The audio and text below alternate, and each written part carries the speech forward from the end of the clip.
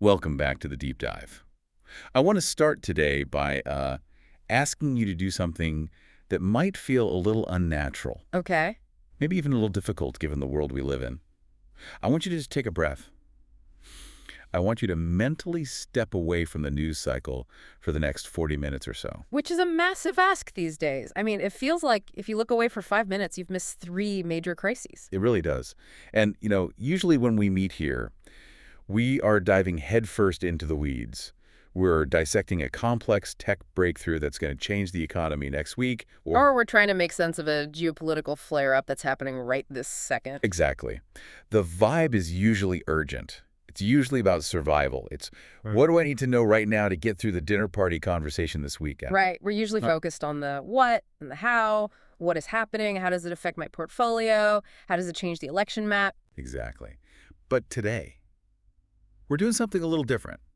We're pressing pause on the immediate. We aren't talking about a lawsuit. We aren't talking about a scandal. We aren't talking about which policy is melting down in Congress this afternoon. We're zooming out. We're zooming out, way out. We're looking at the foundation. The operating system, if you will, the source code. That is the perfect metaphor. We spend all our time arguing about the apps running on the phone, the policies, the politicians, the cultural skirmishes, but we rarely stop to check if the operating system itself is corrupted. And the catalyst for this conversation, the thing that landed in our inbox and honestly just stopped me in my tracks, is a piece by the writer and advocate Jason Bennett. It's titled, "A Reminder, Have We Forgotten Who We Are?" And I have to say, calling this just an article feels like a disservice. When I first saw that title, I was a bit skeptical. Have we forgotten who we are? It sounds a bit, Lofty. yeah, lofty, maybe a bit sentimental, like something you'd hear in a commencement speech. I thought the exact same thing. I was ready for some, platitudes. Right. But then you read it and you realize Bennett isn't trying to make you feel warm and fuzzy. He's actually holding up a mirror. A very clear mirror. And what's in the reflection is, well, it's pretty uncomfortable.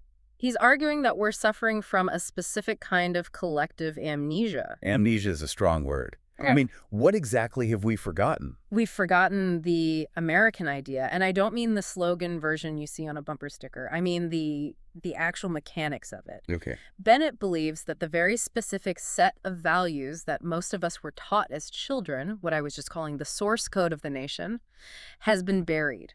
It's buried under layers and layers of modern tribalism, noise, and division. So we've been so busy fighting that we've forgotten the rules of the ring. That's a great way to put it. We've corrupted the fundamental BIOS of the computer. We forgot how to boot it up. And Bennett, in this piece, is trying to reboot the entire system. A hard reboot. A very hard reboot. And to do that, to trigger that reboot, he starts with a hook that is incredibly provocative.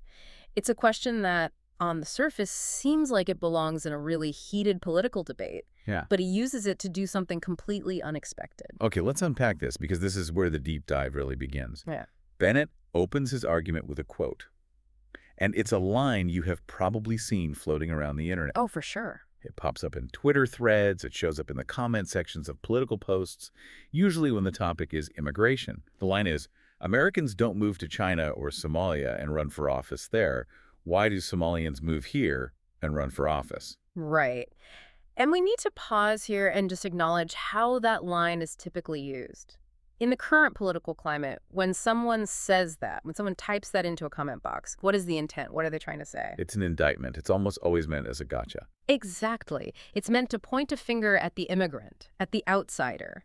It's used to imply that something is wrong, that the system is broken, or that there's some kind of fundamental unfairness happening to the native population. The rhetorical weapon. Totally. It's used to enforce boundaries. The subtext is always, hey, wait a minute.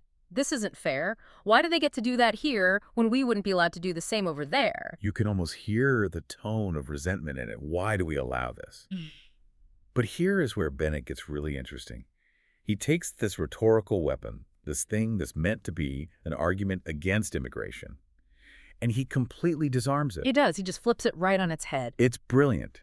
He argues that this quote isn't a revelation about them, the immigrants. It's a revelation about us.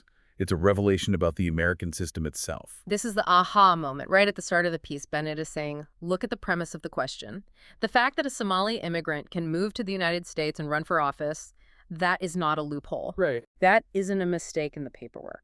It is not a glitch in the software. No, it is the defining feature of the software. It is the whole point. I love that reframing, because if you look at it from that angle, the outrage just sort of melts away and it's replaced by something else entirely. Maybe. Or at least a recognition of just how unique the system is. Yeah, Bennett is pointing out that the country was designed intentionally from the very beginning to be the one place where belonging isn't defined by biology. And that is a profound shift in perspective. If you treat the ability of a foreigner to become a leader as a problem, you are fundamentally misunderstanding the architecture of the nation. You're misreading the blueprint. You're misreading the blueprint. Bennett argues that this possibility, the immigrant politician, is the entire point. It is the proof that the American experiment is working as intended, not that it's failing. But that's a hard pill to swallow for a lot of people right now, isn't it? I mean, it feels like we're in a moment where biology, or at least your origin story, is becoming everything again. Oh, absolutely. We seem to be sliding back into these very old, very human ways of thinking about tribes and who belongs. We are, and that's why the next part of his argument is so critical. He forces us to look at the alternative. He contrasts the American model with what historians and political scientists call the blood and soil model. Right. And he uses those specific examples from his opening quote, China and Somalia, to make the point crystal clear. Let's dig into that comparison, because blood and soil is a heavy term. It has some very dark history attached to it. It does. Bennett writes, quite bluntly, you cannot become Chinese by moving to China. And he's right. I could move to Beijing tomorrow. I could learn Mandarin perfectly. I could live there for 50 years. I could love the culture, eat the food, pay the taxes. But you would never be Chinese, not in the way they understand it. Never. Because Chinese, in that context, and in the context of most nations throughout history, is an ethno-national identity. It's tied to lineage, to ancestry, to blood. You're either born into it or you're not. Full stop. The same goes for his other example. You cannot become Somali by moving to Somalia. You cannot become Hungarian just by filling out paperwork and living there for a few years. In those places, the nation is the tribe. Exactly. The nation is the extended family. And if you aren't of the tribe, you're a guest. Maybe a welcome guest. Maybe a permanent resident with certain rights. But you are not of the people. You are not one of us in that deep existential sense. But then you look at the American exception. And this is the radical idea that Bennett is championing. You can become American. You can. It doesn't matter where your grandfather was born. It doesn't matter what your DNA test says. You can sign a piece of paper, take an oath, and boom, you are just as American as the person whose ancestors came over on the Mayflower. It is a world-changing idea. We take it for granted because we live inside of it, but historically speaking, it's a massive anomaly. Most countries in human history have been based on a shared ethnicity or a shared religion or just, being from a certain valley for 1,000 years. So how does he define this distinction? He defines it beautifully. He says America is not a tribe based on lineage. It is a covenant based on belief. A covenant. Yeah. That is such a heavy, almost biblical word. It feels much more significant than contract or agreement. It is. What does that imply to you in this context? Well, think about the difference. A tribe is something you are born into. You have no choice in the matter. It's passive. You're German because your parents were German. Right. A covenant is active. A covenant is a voluntary agreement. It's a promise. When we talk about joining a creed, which is what he calls it, we're talking about consciously subscribing to a set of ideas. And the ideas being the principles in the Constitution, the Bill of Rights, the concept of liberty. Right. These are intellectual commitments, not genetic ones. To become American is to perform an act of the mind and the will, is to stand up and say, I believe in these principles and I agree to live by them. So when Bennett says that the Somali immigrant running for office is a feature, not a bug, he's saying that person joined the covenant. They signed the contract. And in this country, the contract is the only thing that matters. Your blood type is irrelevant. Exactly. And this isn't just some nice, fuzzy sentiment for a Hallmark card. It has practical, hard-nosed applications. It means full participation in government. It means equal standing under the law. It means that American is an identity you adopt, not one you inherit. And Bennett's point is that this mechanism, this conversion from outsider to citizen, is the source code we mentioned earlier. It is the thing that makes the U.S. unique. But it's also the thing that confuses people the most in the modern era because we have stopped teaching it as a covenant and started treating it like just another club. That brings us right to the childhood nostalgia trip, which I actually found really moving in his piece. Me too. Bennett takes us all back to elementary school, and I think every single listener can relate to this. He lists these specific cultural touchstones that we all experienced that were part of the national curriculum, so to speak. It creates a very vivid image. You can almost smell the classroom, the dust from the chalkboard, the texture of the wooden desk. Totally. He talks about memorizing the phrase e pluribus unum. I remember doing that. I had no idea it was Latin. I barely knew what it meant, but I knew it's important. Out of many, one. It's literally on the money in your pocket. Pull out a quarter right now, and it's there. It's on the Great Seal of the United States. It is omnipresent. And he talks about coloring pictures of the Statue of Liberty, learning the stories of Ellis Island, hearing about people arriving with nothing but hope and a single cardboard suitcase. We were all fed this steady diet of, well, that's the question, isn't it? What was it? Was it mythology? That is the pivotal question. Because as we get older, and perhaps a bit more cynical or maybe just more sophisticated in our political views, we tend to look back on those lessons as propaganda. Right. We think, oh, that was just the sanitized version of history. That was the myth they told kids to make them feel good about the country. Right. We deconstruct it. We say, well, the melting pot didn't always work perfectly, or Ellis Island was actually really traumatic for a lot of people. We focus on the failures of the system. Which are real failures. And that critique is valid, historically. Of course it is. The reality was often messy and cruel. But Bennett is arguing that we're throwing the baby out with the bathwater. He says these weren't myths. They were the blueprint. What's the difference between a myth and a blueprint in this context? A myth is a story you tell to explain the past. A blueprint is a set of instructions you use to build the future. Ah, okay. Bennett argues that the concept of the melting pot wasn't a lie we told ourselves about what we were. It was a goal we set for ourselves for what we wanted to be. It was explicitly taught as the nation's greatest strength. The idea was, we take people from everywhere, we put them in this environment of liberty, and we forge a new people. So when we look at that opening quote, the confusion about the Somali politician Bennett's argument is that this confusion only exists because we've drifted from those early lessons. Thanks. We stopped reading the instructions. We forgot how the machine was supposed to work. We started thinking that e pluribus unum was just a nice slogan on a coin rather than the operational definition of the country. And this drift is dangerous. It's not just about forgetting history, it's about forgetting function. If you forget how a machine works, eventually you will break it. And Bennett is suggesting that by forgetting the melting pot as a mandate, as a mission, we are breaking the machinery of American democracy. We're starting to view the many as a threat to the one rather than as the necessary ingredients for the one. This leads us right into the absolute core of his argument, the thesis statement. There was this one line in the piece that just crystallizes everything we've been talking about. It's a line that forces you to pick a side. I know exactly the line you're talking about. It's the binary choice. There's no escaping it. Bennett writes, one cannot stand opposed to the idea of out of many we are one without standing opposed to the very purpose of America itself. Let's just let that hang there for a second.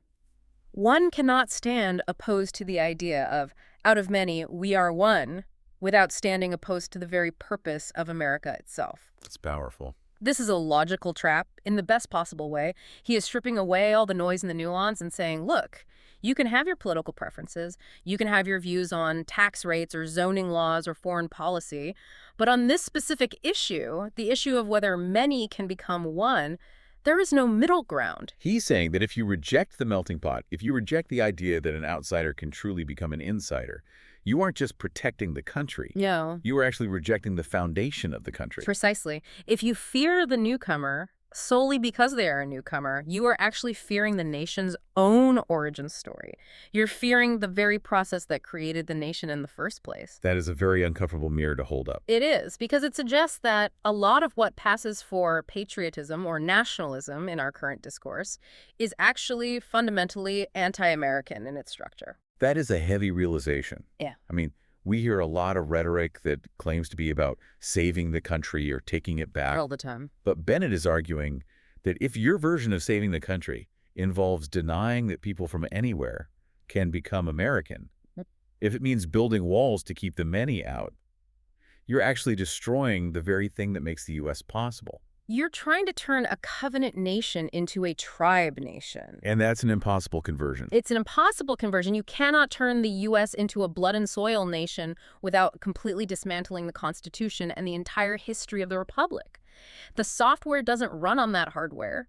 You would have to rewrite the source code entirely, and at that point, is it even the same country anymore? So let's talk about the symbols of that source code. Yeah.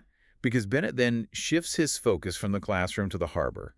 He brings up the Statue of Liberty. And again, he's pushing back against this idea that she's just a tourist attraction or a cool backdrop for fireworks on the 4th of July. Right. He reframes Lady Liberty. He says she is not just decoration for New York Harbor. She is a declaration. She is a mandate. I love that. A mandate. Like she's standing there giving orders to the world. She is. That's exactly what a monument like that is supposed to do. It establishes the ethos of the place. It's a statement of purpose.